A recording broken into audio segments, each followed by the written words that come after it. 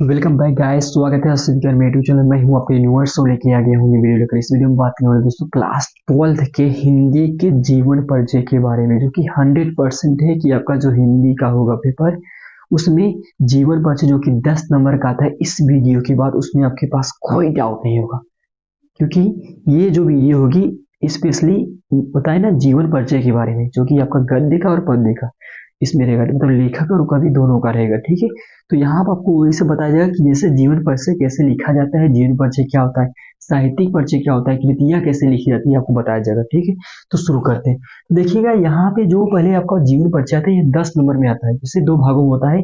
पहले होता है लेखक का, फिर क्या होता है कवि का, जो कि 5-5 नंबर ड्यूरेशन इसका होता है। ठीक है, अब देखिए यहाँ पे क्या लिखा गया जीवन परिचय। तो इसमें था ना, इसमें तीन, देखो जीवन परिचय लिखने के लिए तीन भाग उसमें होते हैं। ठीक, तो देखो पहले लिखोगे जीवन परिचय हेडिंग, लिखोगे क्या लिखोगे आप लोग, वहां लिखोगे जीवन परिचय हेडिंग। अब देखो जो जीवन परिचय हेडिंग होता है इसमें क्या लिखना होता है आप लोगों को। तो पहले बार इसको लिखने से पहले समझो आप लोग कि जीवन परिचय लिखेंगे हम लोग, उसका मतलब कोई वर्ड तो होगा ना, इससे उसका लिमिटेशन होगा कि मतलब इतने शब्दों में ही बस लिखना होता है। ठीक है, इसका जो शब्द सीमा होता है एक्चुअल में अगर देखोगे तो करीबन 80 के आसपास होता है, मतलब 80 शब्दों के आसपास आपका होना चाहिए। ठीक है, अब ऐसा तो कोई विद्यार्थी है नहीं जो इसका एग्जैक्ट 80 होगा। ठीक है, तो मतलब ये एक मान्यता मानी जाती है कि मतलब जैसे ना कि जो भी कुछ भी लिखो मतलब इसके आसपास या फिर इससे ज्यादा होगा, कोई दिक्कत नहीं है। ठीक है, तो देखिएगा जीवन परिचय में क्या होता है, जब आप लोग वहां लिखोगे जीवन परिचय, अगर आप लोग हेडिंग लिख रहे हो तो उसमें क्या होता है, कुछ बातों का बस ध्यान देना है आप लोग एकदम अच्छे से। कि पहली बात, जिसका लिख रहे हो उसका सही सही नाम। ठीक, नाम, इसके बाद उनका जन्म कब हुआ था। ठीक, और कहाँ हुआ था, उनके पिताजी का नाम क्या था, अगर माता जी थी तो माता जी का नाम क्या था। ठीक, इसके बाद उनके गांव का नाम क्या था। ठीक, ये सब होने के बाद उनका मृत्यु कब हुआ था। ये थी हमारे जीवन परिचय में क्या होना चाहिए कि मतलब उनका देखो, पहला बात नाम। ठीक, दूसरी बात वो उनका जन्म कब हुआ था, ये हो गया। ठीक, तीसरी बात ये होती है कि देखो वो उनका स्थान क्या था, जन्म स्थान मतलब कहाँ पैदा हुए थे।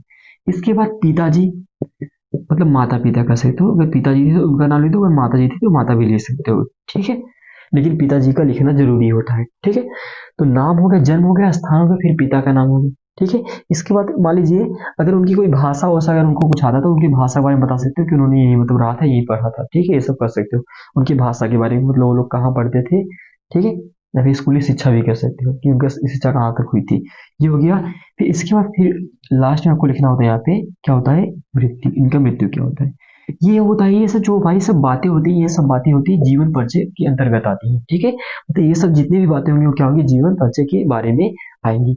तो अभी इसको लिखवाएंगे, पहले समझो। ठीक है, तो इतना हो गया, अब आगे चलते हैं। आगे फिर इसको लिखने के बाद, ठीक है, इसको लिखो, फिर बाद में आपको हेडिंग लिखना पड़ेगा साहित्यिक परिचय। क्या लिखना है, साहित्यिक परिचय। साहित्यिक परिचय में क्या होता है देखिएगा, इसमें कुछ बातों का आपको ध्यान देना है।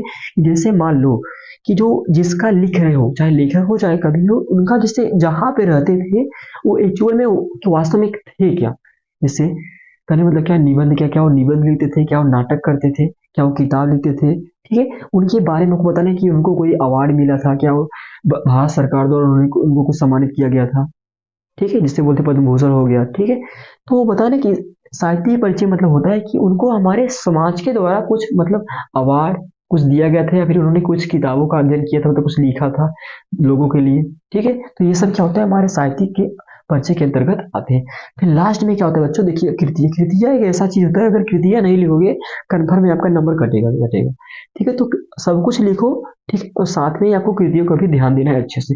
कृतियां में क्या होता है कि जैसे मान लो कि जो लेखक या फिर कवि थे उन्होंने कौन कौन सी रचनाएं की थी। ठीक है, जैसे गद्य है या फिर पद्य, उन्होंने कौन कौन सी रचनाएं की थी।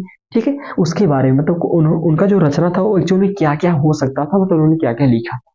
ठीक है, तो अब देखते हैं हम लोग यहाँ पे कौन कौन से ऐसे जीवन परिचय जो कि हर साल एग्जाम में आए हैं। ठीक है, तो पहला मैं आपको बताऊंगा कि देखो वासुदेव सरल अग्रवाल क्या है, पहला आप याद करिएगा वासुदेव सरल अग्रवाल। ठीक है, इसका जो आपका दूसरा पे नंबर पे आता है ये आपका है आचार्य हजारी प्रसाद द्विवेदी। तीसरे में आपका है शंकर प्रसाद, चौथे पे महादेव वर्मा, पांचवे आपका राधा सिंह दिनकर। ये आपके टॉप फाइव मोस्ट इंपॉर्टेंट आपके क्या है क्वेश्चन है जो कि जीरो परिचय के, जो कि हर साल एग्जाम में आए हैं और इस साल भी आपको वहाँ पे देखने को मिलेगा। ठीक है, तो मैं बोलूंगा आपको ये पांच का पांचों एकदम अच्छे से याद कर लीजिएगा। लेकिन हाँ, इसमें बता दें कुछ बच्चे ऐसे भी होंगे जो पहले से याद करके रखे हैं, जैसे डॉक्टर एपीजे अब्दुल कलाम का हो गया। तो घबराने वाली बात नहीं। देखो, शिक्षा एक ऐसा चीज है कि अगर ज्यादा पढ़ लोगे नुकसान आपको नहीं करेगा। ठीक है, तो ऐसी बात नहीं कि मतलब भैया हम पहले से पढ़ लिए तो बाद में नहीं पढ़ेंगे, ऐसी बात नहीं है। ठीक है, तो सब कुछ आपको यहाँ पर जो दिया गया है, पांच क्वेश्चन आपको एकदम अच्छे से पढ़ना है। ठीक है, ठीक, तो ऐसा करते हैं। देखिए, अब इसके बाद जो भी होगा हम एक बार लगवाते हैं। तो देखिएगा दोस्तों कि जीवन परिचय को कैसे लिखा जाता है। ठीक है, इसमें आपको बताया जाएगा जीवन परिचय को किस प्रकार से हम लोग लिखेंगे, कहाँ कैसे व्यवस्थित इसको करेंगे। ठीक है, तो हम लोग वही डिस्कस करते हैं। तो देखिएगा, हम जैसे लिखते हैं यहाँ पे आचार्य हजारी प्रसाद द्विवेदी जी का। ठीक है, तो इनका जीवन परिचय हम लोग यहाँ पे शुरू करते हैं। ठीक है, अब देखिएगा हम लोग यहाँ पर तो हड़ी लिखेंगे जीवन परिचय। ठीक, मैंने आपको बताया था, इसमें आपको बस कुछ बातों का ध्यान देना, जैसे इनका जन्म कब हुआ था, पिताजी का नाम क्या था, मृत्यु क्या था, कहाँ जन्म हुए थे। ठीक है, ये सब देखना होता है। देखिएगा यहाँ पर क्या है, देखिएगा हिंदी के श्रेष्ठ निबंधकार आचार्य हजारी प्रसाद द्विवेदी का जन्म। ठीक है, प्रसाद द्विवेदी का जन्म 1907 ईस्वी में बलिया जिले के दूबी का छपरा नामक ग्राम में हुआ था। ठीक, हुआ था। इनके पिता श्री अनमोल द्विवेदी ज्योतिष और संस्कृति के प्रकांड विद्वान थे। ठीक है, अब आगे चलते हैं। हजारी प्रसाद द्विवेदी का ठीक 19 मई 1900 ठीक है 79 ईस्वी को रुग्णाढ़ता, ठीक है, रुग्णाढ़ता के कारण स्वर्गवास हो गया।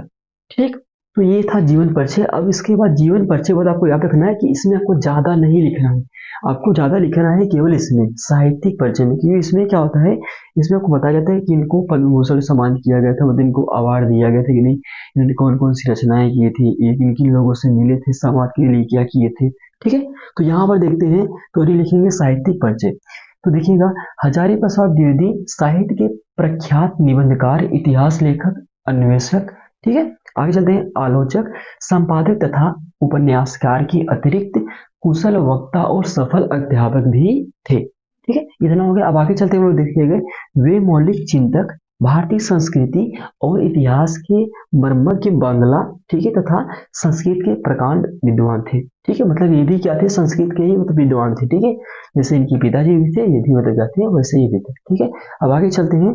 इनके साहित्य पर संस्कृति भाषा ठीक है आचार्य रामचंद्र शुक्ल और रविन्द्रनाथ टैगोर ठाकुर का स्पष्ट प्रभाव है। ठीक है, आगे चलते हैं। आगे लिखा गया, इन्होंने नृत्य प्रति के जीवन के प्रगति विधियों और अनुभूतियों की ठीक है मार्मिकता के साथ चित्रण किया।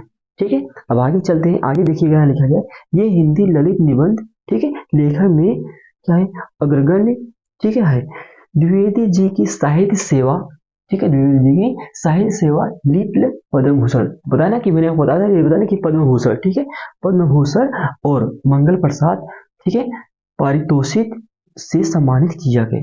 ठीक है, इनको किया गया था। ठीक है, अब चलते हैं। इनकी देखिएगा, इतना होने के बाद ये एक हम लोग का था क्या था, जीवन परिचय। फिर हम लोग क्या हो गया यहाँ पे साहित्यिक परिचय। अब साहित्यिक परिचय के बाद आपका आता है, यहाँ आपको बताया गया था कि इनकी जो रचनाएं होती है, रचनाएं नहीं लिखोगे तो आपका नंबर बहुत ही ज्यादा कटेगा। ठीक है, तो यहाँ देखिएगा इनकी रचनाएं कौन कौन सी है। इनकी जो रचनाएं देखिएगा, निबंध संग्रह। अगर आप लोग जो रचनाएं हैं अगर हेडिंग वाइज लिखोगे मतलब एक एक करके तो बहुत ही अच्छा होता है, उसका नंबर काफी हद तक बढ़ जाता है। ठीक है, यहाँ क्या है, निबंध संग्रह। ठीक है, जैसे आप लिखोगे निबंध संग्रह तो बोले कि यहाँ पे क्या था, रचनाएं, रचनाएं क्या थी, इनकी रचनाएं निम्न होती है। तो पहला क्या है, निबंध संग्रह। अब इसमें कौन कौन से, अशोक के फूल, कुटज, विचार प्रवाह ठीक है, विचार तर्क आदि। ठीक है, अब आगे चलते हैं। आगे क्या है इनका उपन्यास। उपन्यास में इन्होंने क्या क्या लिखा था, देखिएगा, बाण भट्ट की आत्मकथा ठीक है, चारुचंद्र लेख आदि। ठीक है, अब देखिए आलोचना साहित्य में इन्होंने क्या लिखा था, सूरदास लिखा था, कविदास लिखा था, साहित्य सर्जन आदि लिखा था। तो ये थे हमारे जीवन परिचय। ये इसी तरीके से आपको सब कुछ लिखना होता है। ठीक है, तो जिनका भी जीवन परिचय लिखोगे, पहले आप लोग जीवन परिचय नहीं लिखोगे, लेकिन उसमें आपको ज्यादा नहीं लिखना होता है। ठीक है, आपको साहित्यिक परिचय में आपको एकदम अच्छे से बताना पड़ेगा, फिर साथ में उनकी जो रचनाएं होती है आपको एकदम अच्छे से याद करना पड़ेगा। ठीक है, तो यही आपका मेथड होगा। अगर आप लोग कुछ इस तरह से लिखो तो आपका एक नंबर भी कोई नहीं काट पाएगा दोस्तों। आपको बस यही मेथड को आपको अप्लाई करना है। ठीक है दोस्तों, अगर आप मेरे चैनल पे नए हो तो चैनल को सब्सक्राइब, लाइक, शेयर, कमेंट करना ना भूलें। ठीक है, और हाँ, ये जो वीडियो है आप उन दोस्तों को भेज दीजिए जो कि कक्षा 12 की तैयारी कर रहे हैं। ठीक है, ताकि आपके जरिए उनका भी भला हो सके। ठीक है, तब तक के लिए मैं मिलता हूँ नेक्स्ट वीडियो में, तब तक के लिए bye bye, love you all guys.